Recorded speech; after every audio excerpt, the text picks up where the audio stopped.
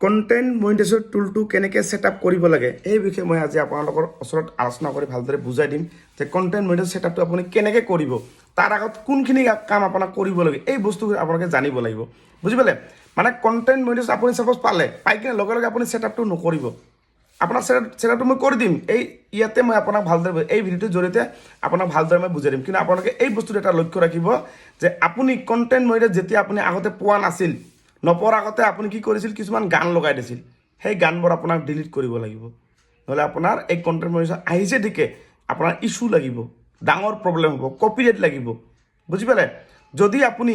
আগতে বেলেগৰ ভিডিঅ' আপুনি আনি দিছে মানে বেলেগৰ ডাউনলোড কৰা ভিডিঅ' যদি আপুনি আনি দিছে সেই ভিডিঅ'টো আপুনি ইয়াত আপলোড কৰিছে বা আপুনি বেলেগৰ ফটো ইণ্টাৰনেটৰ পৰা ডাউনলোড কৰিছে সেইটো ইয়াত আপলোড কৰিছে এইবিলাক আপলোড কৰিলে আপোনাৰ কি হ'ব মানে কণ্টেণ্ট মনিটাইজেশ্যন যদিও আহে আপোনাৰ ইস্যু লাগি যাব এই বস্তুটো আপোনালোকে লক্ষ্য ৰাখিব গতিকে আপোনাক কি কৰিব লাগিব প্ৰথমতে যিবিলাক আপুনি বেলেগৰ ভিডিঅ' আনিছিল বেলেগৰ ফটো দিছিল সেইবিলাক আপোনাক ডিলিট কৰিব লাগিব আপোনাৰ কিবা ইস্যু আছে নেকি সেই ইস্যুটো আপোনাক চেক কৰিব লাগিব বুজি পালে তাৰ পাছত এতিয়া মই আপোনাক দেখাই দিছোঁ এইবিলাক কাম কৰাৰ পিছত আপুনি কণ্টেণ্ট মনিটাইজেশ্যন টুলটো আপোনালোকে ছেটআপ কৰিব এতিয়া ছেটআপটো কেনেকৈ কৰে আপোনাক মই বলক স্ক্ৰীনত ভালদৰে দেখাই দি আছোঁ এইটো চাওক আপোনালোকৰ এনেকুৱা কৰি সকলোৰে আহিছে নহয় কণ্টেণ্ট মনিটাইজেশ্যন ছেটআপ দেখা পাইছে এই ছেটআপটো যাৰ আহিছে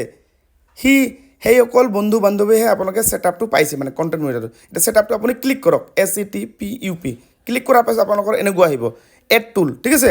এই এড টুলটো আপোনালোকে কি কৰিব লাগিব ক্লিক কৰিব লাগিব ঠিক আছে এড টুলটো ক্লিক কৰাৰ পিছত এতিয়া চাওক আপোনালোকৰ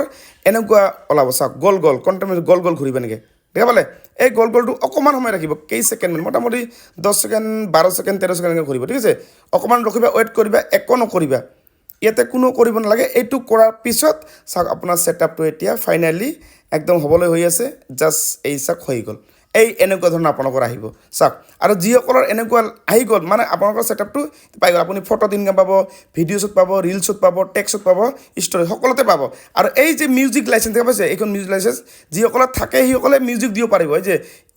U have invited in music license এইটো লাইচেঞ্চ পালেহে আপোনালোকে মিউজিক দিব পাৰিব যিসকলে নতুনকৈ আছে মোৰ এই চেনেলটোত মোৰ নাম হৈছে অপূৰ্ব নাথ আৰু এই চেনেলটো আপোনালোকে ফ'ল' কৰি নটিফিকেশ্যনটো অলকৈ ৰাখিব আৰু ভিডিঅ'টো শ্বেয়াৰ কৰি আপোনাৰ প্ৰফাইলত ৰাখি থৈ দিয়ক কাৰণ কিয় এনেকুৱা ধৰণৰ ভিডিঅ' মই ডেইলি 3টা কৰি মই দি থাকোঁ আৰু মোৰ চেনেল 2টা আছে